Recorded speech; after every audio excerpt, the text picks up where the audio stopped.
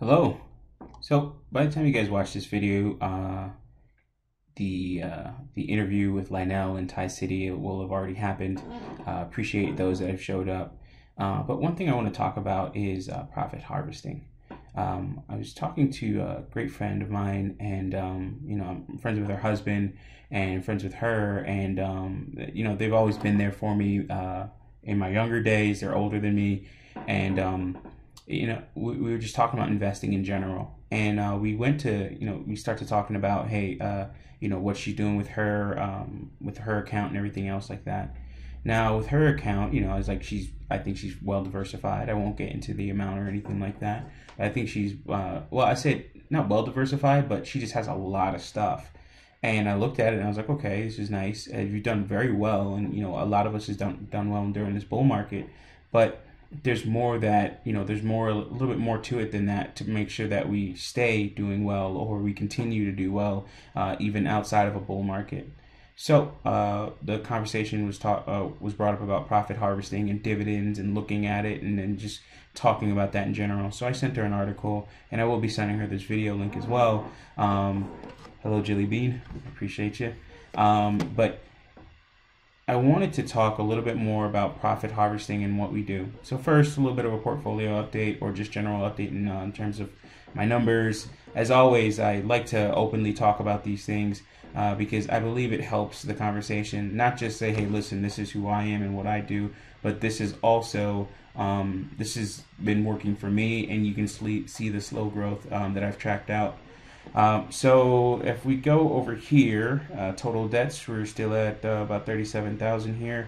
Liquid, and this is a new thing that I added. So in terms of liquid, in terms of all my investments, I can cash out 40 grand right now, and I would have to pay the tax man and stuff like that, but I would have 40 grand probably in less than a week. A lot of that in no time in terms of cryptos and things like that. That's done very well. My grand total investment with 401k, Roth IRA, and all other accounts in cash and precious metals and cryptos, I'm looking at $54,593. That's actually really good. I've done pretty well with that. And you can see how the breakdowns are going to go for my next check in terms of what I'm actually going to be doing with that. You'll see a lot of it is going to be going to debt. So I want to start paying that debt down and getting rid of that. And the number shows into here as well, so that's already reflected in terms of the projections. This is why it's called my projection spreadsheet. This is what's going on with my Roth, but we'll skip that. Let's look at the YOLO move. YOLO move has done very well.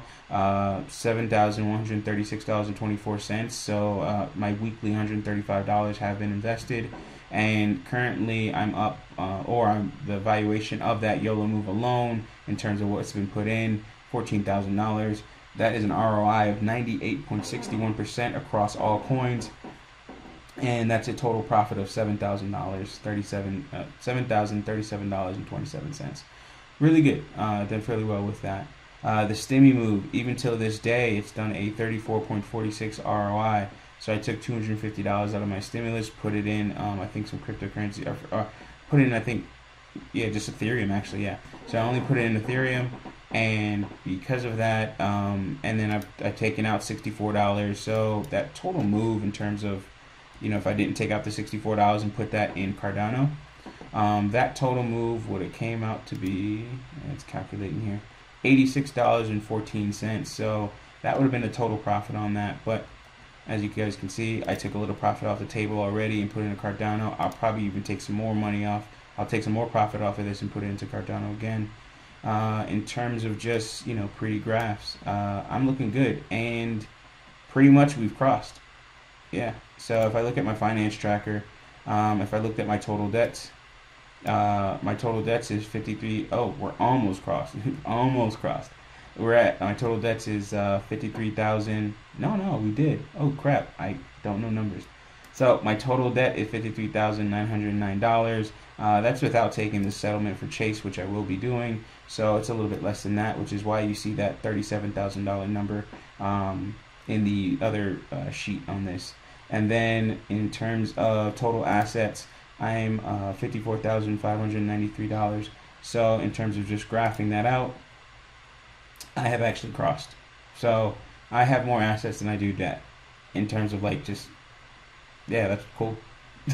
That's really cool. So yeah, I'm really happy about that. And then we can see how that tracked over this period of time here. So that's done very well. In terms of my asset allocation, I'm looking at 46.9 of my portfolio is in crypto, 18.3 is in stock, or in just stocks, my Roth. General stock account 26.9, precious metals 0.3, and 401k 7.7%. Now, what I did is I went ahead and split these two up because I wanted to do the calculation for the liquid. So that's why this is actually changed. So I'm actually liking this graph, and it gives a little bit more, I guess, precision and nuance in terms of the numbers that I'm giving you guys. But you can combine pretty much this stock in general together if you wanted to, and that would make up a large portion of the pie as well. All right, so let's get into our first article here, talking about profit investing or profit harvesting and reseeding. And I apologize for the chair and even the quality of the video, and I just don't have my newer setup. I am actually at home back in Florida for a little bit. So, reseeding strategy or reseed strategy. This is from MarketWatch.com. This article is from 2012 or October 2012. And the links for all these articles that I'll be reading from will be in the description below. Reseed strategy. The other way we harvest some of our gains is through sector rotation. Selling what has done well and moving to what will do well isn't always easy, but the Fed has given us a prescription, and this should say for what is coming and where it intends to make its impact. Whether it's artificial or not, monetary policy will drive the market rally and not the consumer. A weaker dollar, low interest rates, and government-injected money will be early drivers in the U.S. recovery. As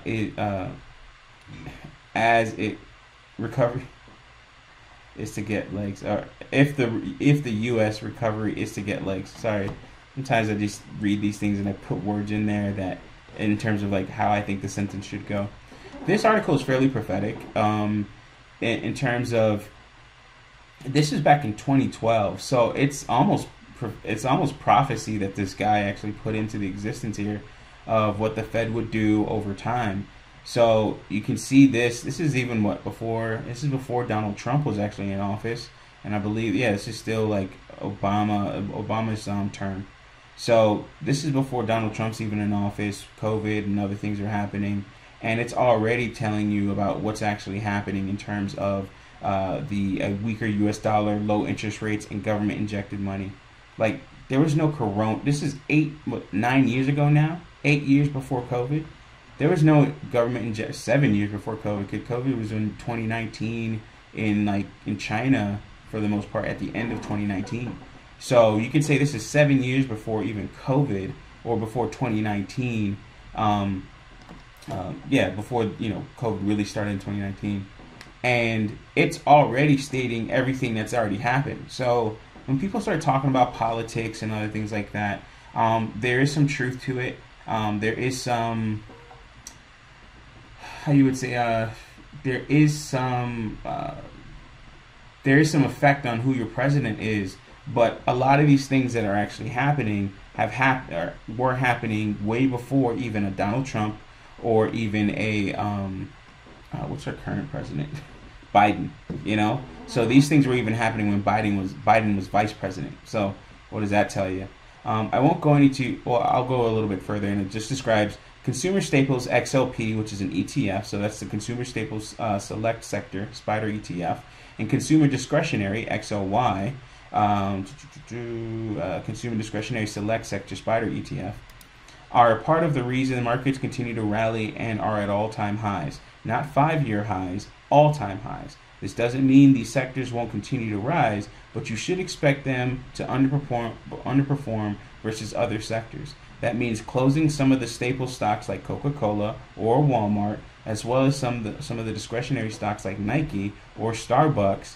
Cashing the register on these gives you financial strength to plant seeds for the next year's growth. So what they're pretty much saying, and you could read the rest of this article, it gets into investing strategies based off of financial the financial sector, an inflationary play, and then and playing with emerging markets and things like that, and ETFs that actually capture those markets or capture profits from those markets. But what it's basically saying is, if you cash out on large or great performers during this time of this article, which was in the end of 2012 or the last quarter of 2012, 10, 11, 12, so that's the last quarter of 2012. What you'll see is, oh wait, hold on, I'm sorry, these dates, that is October 2012. I was afraid that it was January of 2012 on that. But so something like this is what it's telling you is like, okay, do your profit harvesting, meaning that you're going to take that money, you can actually have it as cash, sit it to the side, or you can have it as cash and then reinvest it into things like maybe a low or undervalued stock at the time, or if you thought Tesla was going to do well going forward, then you would have actually gone ahead and put that in, like something like you already put the money into Tesla so that you can watch Tesla grow from the 2012 from 2012 until now. So that's something that's pretty important. So I would definitely tell you guys to go and look at Tesla from 2012 and look at where it was, and then go from here. In fact, let's look it up. Okay, now we're on Yahoo Finance, or finance.yahoo.com. We're looking at some of the charting data. Let's go back to October. So when this article was written, let's say 10/15/2012. The open for Tesla was $5.60. Its high at the time was $5.79, and market close was $5.54 or 55 cents, pretty much. So if you would have actually taken that, and let's bring up our nice little calculator here. Actually, we can just roughly estimate it's going to be a little bit less than 20 shares, but let's take $100, and we just go ahead and decide to throw it at Tesla at $5.55. It said about, right? Just rounding on that one. We're looking at 18 shares of Tesla. Currently, Tesla is trading at 677. So divided, or actually, so we'll say we get 18 shares of Tesla. 18 times $5.55. We're looking at $99.90, and then we're going to take that same 18 shares, multiply that by 677.02. So that's $12,186, or $12,186.36 on a $99 investment. So let's look at our profit. We're looking at a profit of $12,086, or $12,086.46. Just by taking, doing a little bit of research on a company, seeing something that you feel that has great growth. This is even after a stock split. And actually I think that price, when they go back in the charting data, they actually make sure that it works out to the current stock split, I believe. So even if we just say, hey, listen, that's based off a stock split price and everything like that, we're still looking at a profit of $12,000. That's sick. That's just sick. That's just crazy, and that's kind of the beauty of taking profits off the table, putting in companies that you really believe in, and it's a new term for me, reseeding those profits into the market. Even another older phrase or thought, a mindset is, putting your money on the sidelines, benching your money for a little bit, telling it to rest. Don't need to play right now. Rest up, rest easy. When it's time, put you back in the game, and I expect you to put points on the board. So, and that's kind of, that's kind of what we're trying to do in terms of a profit harvesting reseeding strategy. So let's look up reseeding. A beginner's guide to reseeding a lot. Okay, wrong shot. All right, so let's go ahead and look at this. I love this article.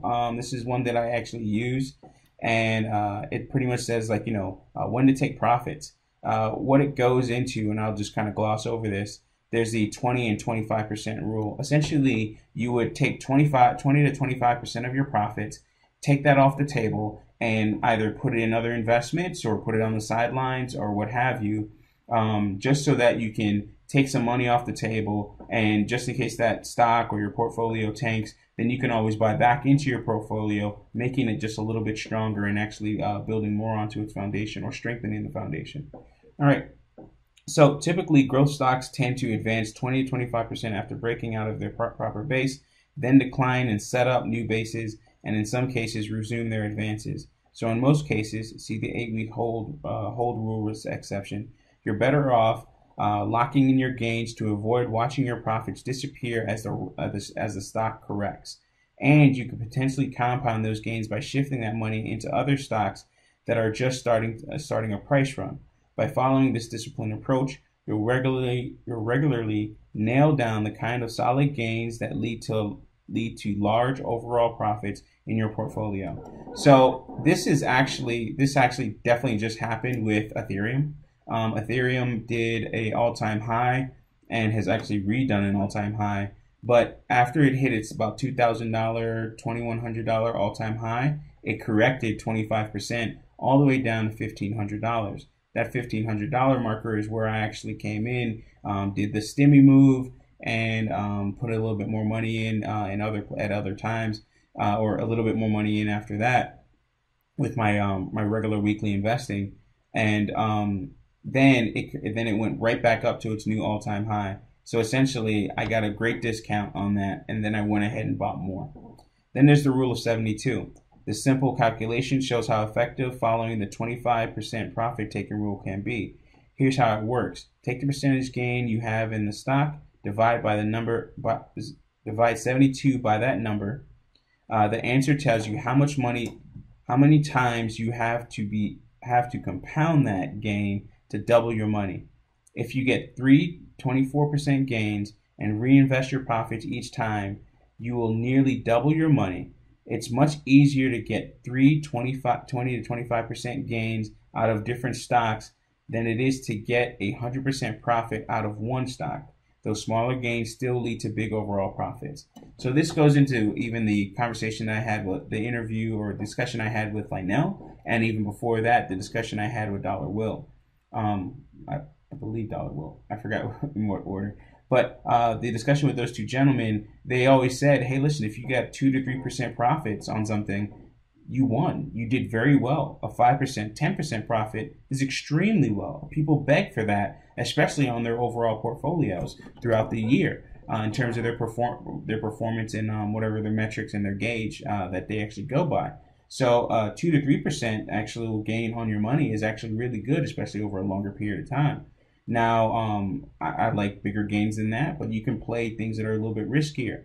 But at the same time, I do respect gains like that because those little gains are great. One thing you do have to worry about, though, is when you're taking those type of gains, well, you do have to worry about, dealing with taxes and things like that. So that's why I like a little bit bigger gains, because then, hey, listen, money aside for the tax man, and then I can actually get a little bit more out of that. And then even trading fees by getting back into other things. So let's move on to the next article. And definitely read that entire article. It's one of the reasons why, unless there's something else going on or another goal that I have, I do about 25%, or I cut it down to, like, instead of like if it's a big move or something like that, I'll probably do less than 25, or I might do like a 50% or something like that, unless it's just something I really believe in. Kind of like what you saw with Tesla the other day. I had about $2,500 in profits. I took $900 off the table. All right, so this is general investing. So like it's 10 ways you should invest your company's first profits. Now this is actually just business, but it actually goes into what we talk about with investing in the long term. So business improvement, making improvements on your business or making improvements on your investing strategies, learning better investing strategies, and doing things that will actually improve where you're actually at in the in your knowledge or in your journey of investing. We'll skip marketing. Invest in your team. So, in this case, if you are investing for yourself and your small family or something like that, making sure that they are gamed up on it as well. And even family members such as, like, in my case, my nephew or anybody else that wants to learn. definitely you want to invest in your team, talking to them and doing what you can. And that doesn't have to be money. It could be videos like this. So share. Invest in yourself. So that doesn't mean go buy clothes or anything like that. Start getting more knowledge. Maybe pay for a YouTube Red account so you don't have to worry about any type of ads, or maybe even an account, what's it called, at Udemy, and get some courses. Anything else like that. Hiring help. Well, I wouldn't do that. I don't think that's really necessary. Consider coaching. Maybe talking to somebody like a CPA or a financial advisor of some sort. Somebody that's better than me, that knows markets a little bit more. This is their thing. This is what they do. This is their bread. This is their butter. So invest in people that can actually help you make better judgments in your investment. Outsource your least favorite task. So maybe if you, in terms of like market research or anything else like that, I'm not gonna lie, I don't like reading. I'm surprised I'm even doing it now. With that being said, I do like getting more information. So, for instance, people that maybe are Dollar Will's Patreon, Crypto Light with Lionel, sending him some money in Cash App, saying, hey, listen, can you look into this for me? I've done that even with Dollar Will. I said, hey, listen, man, let me know what your Cash App is. I want you to be my investment mercenary, if you will, and just ask them, can you look at this? Can you look at Tesla? Can you look at this company? Can you tell me what this looks like? We have people in these spaces. Don't be afraid to pay them. Go ahead and invest money into them so you can make better decisions, and it'll actually save you on time, because now you're actually outsourcing that, and you're getting coaching off of that too, because they might give you some more information. And so this last one. All right, so last two actually. Create cash buffer. I'm just going off the titles. I did not read this article, but I thought it was pretty interesting, and tying it into investing. Create a cash buffer. So Dave Ramsey, of course, always talks about having $1,000 or more or so for any type of emergency. Those things are really good, because then you're not using credit cards. You're not having to liquidate anything. You're not having to ask for any money in some way, shape, or form from anyone. Now you have this cash buffer. You can pull on it like it's a credit card. You can pull on it like it's your mom or something like that, and you want to borrow money from her. You can pull on it like it's anything else that's out there, like in terms of like in selling an asset. You don't have to sell an asset. It's already cash. Now it's not doing anything for you. It's somewhat rotting in a bank account, but it has its purpose, and it's very important. Don't diversify too early. Now, in some cases, if I look at this, I would say yes and no. Yes, don't diversify too early. Try and keep your holdings to a minimum. Again, this is not a investment article. This is about business, but let's apply it to investing. So keep your investments consolidated. Keep them down.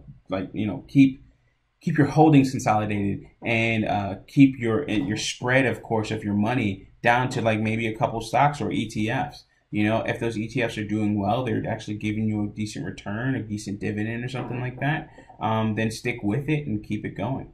And then also know in terms of, well, you want to diversify. Maybe there's a company that you feel is going to be doing well. Maybe it's a Coinbase and it's IPO'd and you want a piece of that, just like I do. Well, that's one where I will be selling some stock or something like that, or putting more money into the market so I can actually get Coinbase. Let's go on to the next article. All right, so your guide to taking stock market gains. Actually, no, I don't. That article will be linked. I didn't review it. This one I did. So this article I thought was pretty good, but it did have something that I did not agree with for investing, or because I'm not that type of investor. Actually, I am, or I did, but I'm not that type of investor on a regular basis. So I'm special. All right, compounding interest. Compound interest is a simple concept. Every time you get a return, that return goes into your account. You keep earning on. Sorry. All right, cool. You keep earning on a return. You keep earning a return on it, which increases your account size some more. You keep earning a return on your return, and pretty soon the numbers get to be pretty big. In order to benefit from that compounding, many traders add their profits back into their accounts and keep trading them. Now, I don't totally agree with this, right? Like, okay, now this is about day traders, like, what day traders should do. It's actually, what to do with your day trading profits, and it's on the dummies.com website. So I don't totally agree with it, because it's like, okay, putting that money back into your account and just trading it back, it's like, okay, yeah, do that, but that, like, in day trading, that might be, you're playing with the house's money at that point, and then you pretty much have taken your principal off the table. Now, if you're a long-term investor like myself, or a long-term trader, as Dollar Will would call it, where we have different trading deadlines, horizons, or anything else like that, or time frames, what you would do is you would take that money, put it on the sidelines, or you would take that money and put it into stocks that are undervalued, or you believe are undervalued, or put those into stocks that are probably a newer position that you want to actually get a little bit of a hold into. So that's just something that I think is actually a big deal, and I think it's a great thing. And this is kind of what I did just the other day in terms of my last bear market prep video. Although day traders earn little to no interest, the basic principle holds. By returning profits to the trading account to generate even more profits, the account should grow over time. Now, that's a good thing. Day traders usually have a shorter timeline than somebody like a regular long-term trader or investor. This is where I say yes and no to it, because I understand the concept. It's just the time frame, and doing it is the only difference. That's literally the only difference, and the only quote-unquote gripe or con for me in what was said here. Pyramiding power. You can go ahead and take a look at this. I didn't like this one. So it just gives you, I'll read the first sentence. Pyramiding involves taking trading profits and borrowing heavily against them to generate even more profits. Now, I understand what they're saying. I've done this with my M1 Finance account. I got the valuation up with M1 Finance after $10,000 in a non-taxable or a non-retirement account. You can actually borrow up to 35% of the value of that that portfolio. In my case, I had it up to 17 grand, and I borrowed about 6 grand off of that, and then I went ahead and put that in cryptocurrencies. Now, I did that, but it's not something I do on a regular basis. Do understand in terms of what this article is talking about, it is not long-term investment, it is day trading. So be careful with something like that. So I am a bit of a hypocrite in saying, I know I don't like this, but at the same time, I said I don't like this mainly because of the time frame, not the actual act of doing it. And that's the thing I don't like the most. So you can actually take a look at that, and actually gives you a breakdown on the table. Then one of the last things is regular withdrawals. Because day trading can be risky, or can be so risky, many traders look to diversify their financial risk. Good thing. I like doing that. Protects the money, protects the bag. One way to do this is to pull money out of the trading account to put into less volatile long-term investments. I like that. This is what I like doing. This is what I call things like a crypto flip. This is what I like doing when it comes to, okay, I can sell a little bit of Tesla, put it in Palantir, PSTG, AT&T, or any other stock that I like, even NEO or something like that. So with that, with something like this, I like to take those withdrawals, and this is like the basis of profit harvesting for me, is taking those small withdrawals and putting them into something that can actually be a benefit over time. So that's pretty much it. I won't go any deeper into this article. You guys can go ahead and read these articles. I wanted to pull out and cherry pick those few things out of these articles. But you can see where if we look back at our first article, which was set back in 2012, or October 2012, we could have taken maybe $100 off the table. At market close, Tesla was about $5.55. We could have got 18 shares at $99 or $99.90. Then that would have grown up until now. That $5.50 a share would have grown to $677 per share, which would have been a net profit of a little bit over $12,000. So this is the importance of profit harvesting. This is the importance of a new term that I've just learned, which is reseeding your profits. So I hope this helps. As I said, just like I did, do some research. If you're not taking what I say with a grain of salt, you're low in sodium, and that's not good for your health. By the way, I did a 4.6 mile walk. I'm not sure if I said that in the beginning of the video, but if I didn't, I did a 4.6 mile walk, and now I'm down to like 321 pounds. So coming from 350 back in November or so when I moved to my home, and now down to 320. So that's doing very well. And pretty much here's to your health, and here's to your financial and physical health. Y'all have a nice one. Thank you.